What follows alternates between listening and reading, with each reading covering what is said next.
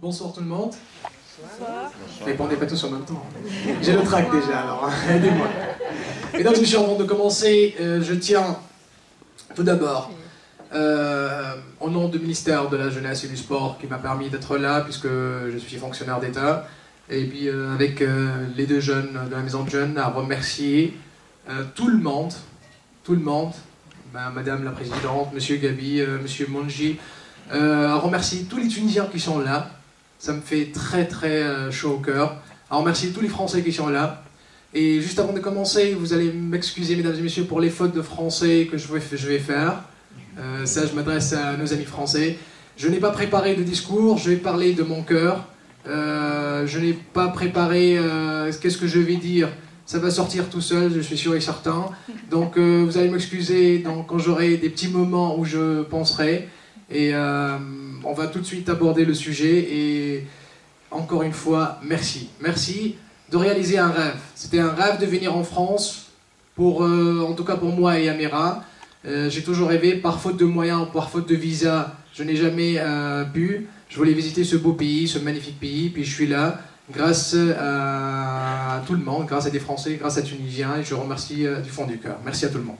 Aujourd'hui aussi, je vais commencer à parler pour la première fois, mesdames et messieurs, je me sens libre. Libre de parler, de dire ce que je vais dire. Libre qu'on parle... Je ne représente pas toute la jeunesse tunisienne, je représente quelques jeunes Tunisiens. Mais libre qu'on parle plus par procuration pour la jeunesse tunisienne. On n'en voit plus des jeunes qu'on leur dit ce qu'ils doivent dire. Même en partant au ministère, en prenant mon approbation pour venir ici, on ne m'a pas donné de consigne. Donc c'est un très très bon début, je suis très optimiste. Libre de dire que la révolution tunisienne n'a pas commencé le 14 janvier ou pendant décembre, ça a commencé bel et bien avant. Et là, une énorme pensée à tous nos martyrs en Tunisie. En 2008, ça a commencé en 2008 à Gafsa. À Gafsa, il y avait la vraie révolution qui a commencé à Gafsa.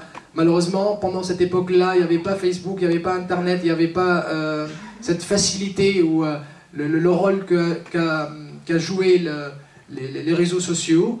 Donc l'ancien système a pu réprimer cette révolution à Gafsa, note là où exactement. Il y a eu tellement de morts, on n'a pas entendu, parce qu'il faut savoir, mesdames et messieurs, et puis ceux qui ne connaissent pas, qu'en Tunisie, on ne peut pas y accéder ni à Dailymotion, ni à YouTube, c'était la censure. Donc à l'époque, on mettait pas ils mettaient les vidéos, ceux qui y arrivaient, mais nous en Tunisie, quand tu tapes Dailymotion ou YouTube, donc tu as 404, c'est-à-dire not found, tu peux pas trouver, donc on savait pas. Heureusement que Facebook est venu, et puis après 2008, c'était fin 2009, début 2010. L'ancien système a commencé à sentir le danger par rapport au Facebook. Il a ordonné ce qu'on fait en Facebook. Donc Facebook a été fermé pendant 2 jours en Tunisie. Les étudiants tunisiens ont commencé à sortir dans la rue, à manifester leur mécontentement, et il avait peur, donc il sentait venir donc, le mécontentement des Tunisiens. D'ailleurs, ils étaient déjà mécontents par rapport aux conditions de vie, par rapport aux conditions de la jeunesse tunisienne. Par exemple, pour vous donner juste un exemple, moi je suis jeune Tunisien qui a fini ses études en 2003 et je viens d'avoir mon boulot juste aujourd'hui, c'est-à-dire cette année, juste après la Révolution. Donc j'ai attendu pratiquement 7-8 ans pour avoir mon boulot. Et il y en a des gens qui ont fini déjà en 2000 et 2001 et ils n'ont pas encore leur boulot. Donc la révolution a commencé bel et bien avant, je dirais même 2004, où tout a commencé à changer. On en parle, mais très très rarement, et puis à voix basse. À voix basse parce qu'on avait peur. On a instauré la peur chez la Tunisien dès le jeune âge. Moi j'avais peur dès l'âge de 5 ans. Je voyais mon professeur juste passer, j'ai peur. Je vois mon grand-père, j'ai peur. Donc la peur, elle a toujours été chez nous, on nous a initiés à la peur. Maintenant, on a cassé cette barrière de la peur. Et puis j'espère de tout mon cœur que le Tunisien n'aura jamais peur pour progresser et pour partir loin. Et après, bien sûr, ce qui s'est passé en décembre, à la base, ce n'est pas une révolution, mesdames et messieurs. Je pense qu'il y a beaucoup de monde qui pense que c'est une révolution, mais ce n'est pas une révolution, c'est un soulèvement. D'ailleurs, c'est ce que j'appelle moi, c'est un soulèvement populaire qui s'est passé en Tunisie. Et à la base, on est sorti dans la rue. Quand on est sorti dans la rue, on n'est pas sorti pour faire sortir un dictateur. On est sorti pour des simples trucs, des droits au travail, droit à une vie meilleure, quoi. Et là, je passe la parole à Slim, qui va parler de la révolution tunisienne, comment ça a commencé par Facebook. Et j'en prendrai la parole pour continuer à parler de cette révolution que j'ai vécue moi-même avec les jeunes de Nabol. Bonjour tout le monde, bonsoir. Merci de nous avoir accueillis à Chenov. Donc on continue avec la révolution. Donc je voulais ajouter par rapport à Kais que cette révolution donc, qui venait un peu partout des petites villes ou villages tunisiens du sud, donc elle a commencé à se diffuser un peu partout sur le territoire tunisien. Et les technologies d'information et communication ont joué un rôle très très important dans la diffusion de séquences de vidéos qui étaient faites ou prises par des amateurs qui les mettaient en ligne. Et une fois mis en ligne sur leur compte, ils partageaient un peu partout, également dans des pages où le nombre de fans dépassait les 50 000 parfois, il atteignait même 100 000 personnes. Et c'était les jeunes qui n'arrêtaient pas de partager, de commenter sur des vidéos. Et en même temps, il y avait d'autres jeunes qui étaient dans la rue. Et les jeunes qui étaient en ligne, quoi, ils appelaient les autres jeunes, donc ils coordonnaient ensemble pour leur dire n'allez pas dans telle rue ou allez dans l'autre, faites attention, il y a la police là, il y a la police qui va venir dans une rue ou une autre, donc faites attention. Il y a également ce qu'on appelle Qannasa, c'est des personnes qui sont cagoulées avec des armes, les snipers, donc, et qui tirent n'importe où, sur n'importe qui. Même sur des citoyens, des enfants, des femmes, dans notre ville, enfin dans la banlieue de Nabol, à Darcharben, il y a eu au moins 5 personnes qui ont été tuées, dont 3 enfants et je pense 2 femmes, une femme, c'est ça, et qui étaient tout simplement en train de regarder, observer au-dessus de leur maison, donc sur le toit, les manifestants en train de crier pour demander la déchute de la dictature. Donc, quand je dis dictature, donc ça parle pas, ça se limite pas seulement à l'ex-président Ben Ali, mais ça se généralise à toute sa famille, à sa belle famille, sa femme, ses beaux-frères, etc., les Trabelsi, mais également à tout un système gouvernemental qui était sur place, qui était corrompu, corrompus soit par choix, ou ils étaient obligés par moment de suivre pour pouvoir survivre. Donc il y avait tout un système socio-économique qui était corrompu et qui a fait que toute la population tunisienne en avait marre. Donc on en parlait à l'intérieur de nos maisons, tout en faisant gaffe. On avait toujours les regards sur les épaules. Il fallait toujours peser et tourner la langue 7 fois avant de dire quoi que ce soit, puisqu'il y avait de la police en civil, qui était un peu partout, que ce soit à l'intérieur de la prison qui était la Tunisie, ou à l'extérieur de la prison qui était la Tunisie, donc même en France, ou ailleurs, ou en Europe. Donc il fallait toujours faire très très attention par rapport à ça. Donc après, les technologies, donc à un certain moment, le régime voulait censurer également Facebook, et les jeunes ont fait en sorte qu'ils ont fait des petites manifestations, enfin, qui sont diffusées sur le territoire. Et le gouvernement n'a pas fait ça, donc, mais il y a eu plus de contrôle. C'est-à-dire qu'on a une sorte d'agence qui s'appelle l'ATI, l'Agence tunisienne d'Internet, qui contrôlait pratiquement toutes les adresses IP des différents ordinateurs qui étaient connectés et qui utilisaient de sortes de systèmes informatiques pour déchiffrer les mots de passe, les logins, pour usurper des comptes, pour faire des problèmes aux blogueurs, aux activistes sur le web. Et carrément, ils partaient chez eux, même le soir, le matin très, très tôt, confiscation d'ordinateurs, de tout matériel informatique, fixe ou portable.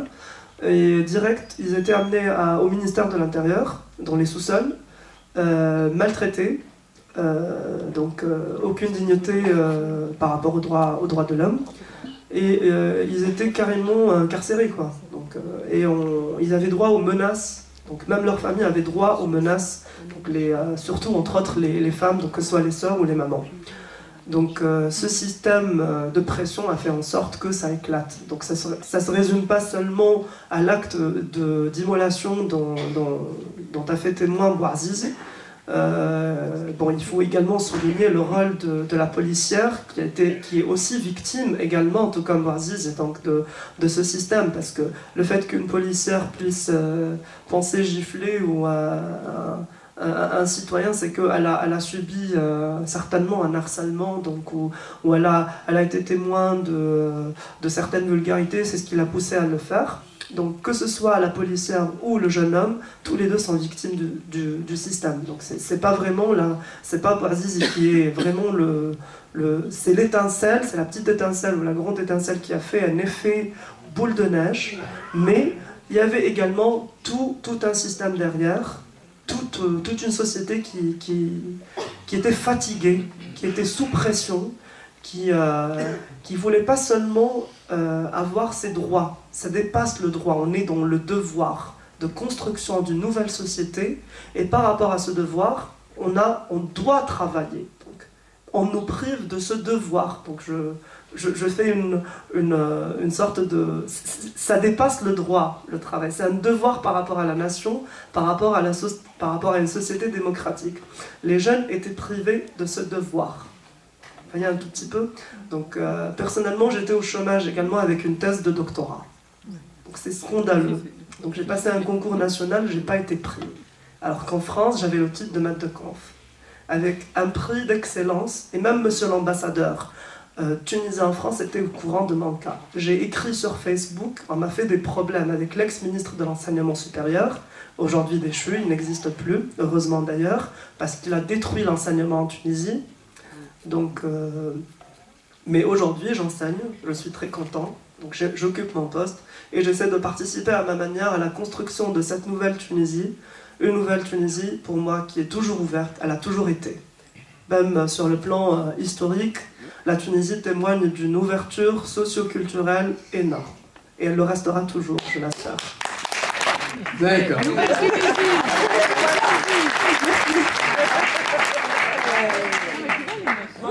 Bonsoir à tout le monde. Merci à vous tous et également merci à la MJC pour votre accueil chaleureux.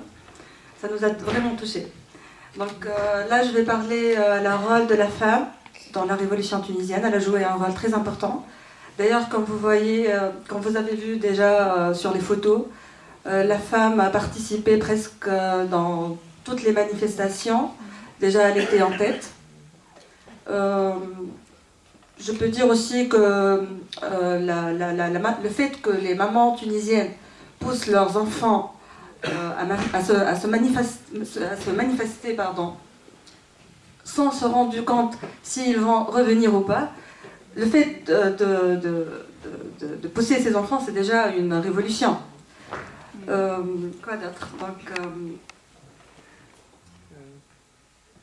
Respire, respire. J'ai des idées, mais... bien sûr, sur Facebook, il y a déjà des blogueurs femmes aussi, des blogueuses femmes, qui ont joué bien sûr un rôle très très important, également avec les hommes.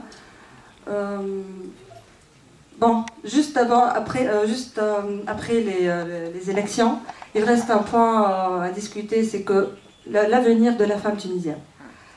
Donc la situation reste un peu floue, mais à mon avis, je suis optimiste, puisque là on peut dire non à n'importe quel régime, voilà. Oui. On peut dire non, voilà. Merci. On va y revenir à la situation de la femme. Et puis moi déjà, je ne sais pas pourquoi cette question ne se pose pas. Le rôle de la femme. En Tunisie, vous êtes tunisien, vous le savez tous, il y a peu de différence entre un homme et une femme. Déjà, notre président, le père d'une nation, Bourguiba, a instauré un système et puis Franchement, moi je trouve pas une différence entre un homme et une femme. Pour moi, c'est la question, ça se pose même pas. C'est la femme a contribué. Mais il y a des points forts pour les femmes. Par contre, les hommes, dans l'homme, ils sont faibles. Donc là, on peut pas parler d'égalité, on peut parler de complémentarité, voilà. Oui, voilà, donc c'est pour ça que je disais, le rôle de la femme dans la révolution, que ce soit l'homme, la femme, enfin, tous les Tunisiens ont contribué à cette révolution. Enfin, disons, je ne vais pas dire à 90%, disons 80% des Tunisiens ont contribué à cette révolution, à ce changement.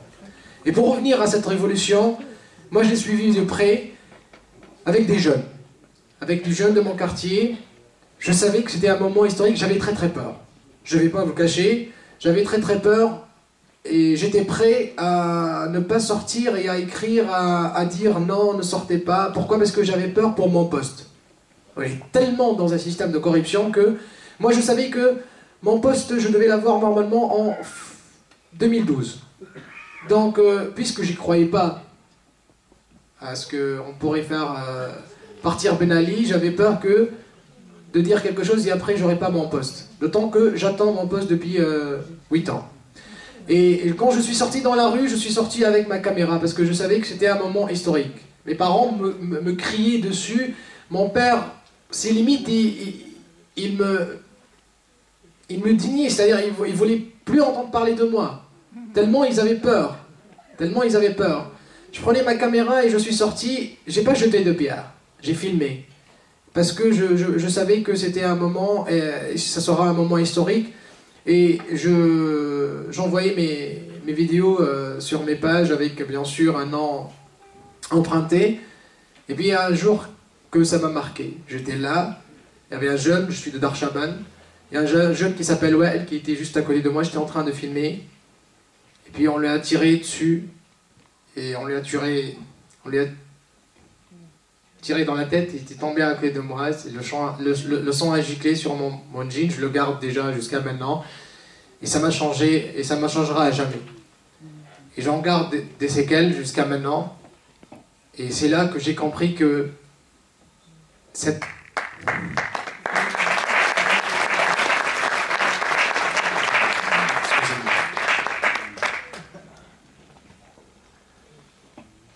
que c'est une chose formidable qu'on est en train de faire.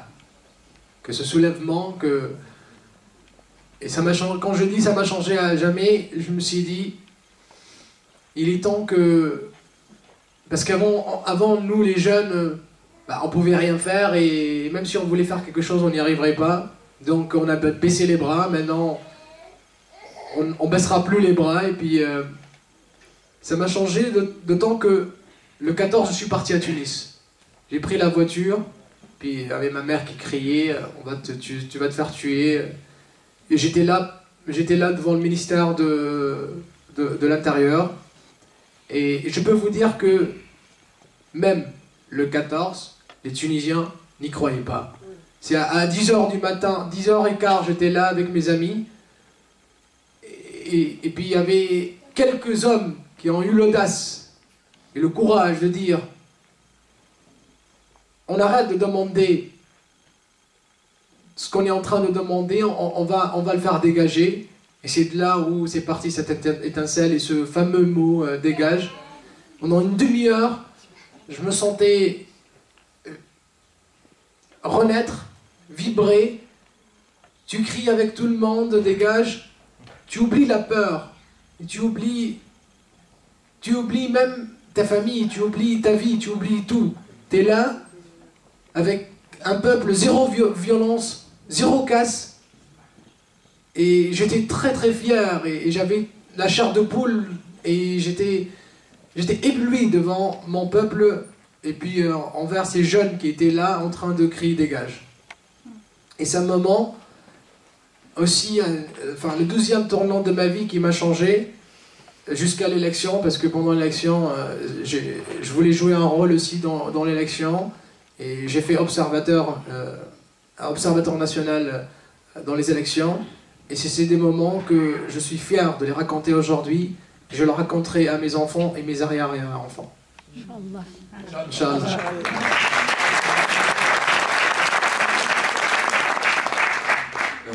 ce moment de la discussion, je vous propose de prendre déjà quelques questions, réactions sur cette période pré-révolutionnaire et les événements sanglants. Je pense que c'est intéressant d'avoir des points de vue ou des questions de personnes qui suivaient en France la situation et qui avaient des proches, la famille, enfin ainsi de suite. Est-ce que vous avez envie de vous exprimer à ce moment-là? Alors vous levez la main, puis on va vous passer à chaque fois, on va faire circuler un micro.